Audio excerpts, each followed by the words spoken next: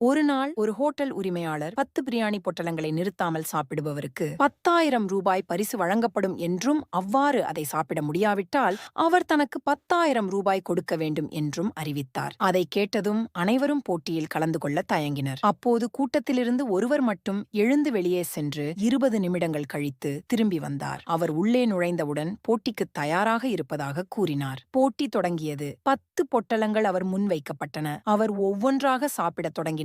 அவர் தொடர்ச்சியாக 10 பொட்டலங்களை காலி செய்ததைக் கண்டு அனைவரும் ஆச்சரியப்பட்டனர். அறிவிக்கப்பட்டபடி அவருக்கு 10,000 ரூபாய் பரிசு வழங்கப்பட்டது. பின்னர் ஹோட்டல் உரிமையாளர் அவரிடம், போட்டி ஆரம்பிக்கும் முன் நீங்கள் ஏன் எழுந்து வெளியே சென்று வந்தீர்கள் என்று கேட்டார். அதற்கு அந்த நபர், 10 பிரியாணி பொட்டலங்களையும் தொடர்ச்சியாக சாப்பிட்டு நான் அந்த பந்தயத்தில் வெற்றி பெற முடியுமா என்று பார்க்க, அருகிலுள்ள மற்றொரு பிரியாணி கடைக்குச் சென்று 10 பிரியாணி பொட்டலங்களை சாப்பிட்டு பார்த்துவிட்டு வருகிறேன் என்று பதில் கூறினார்.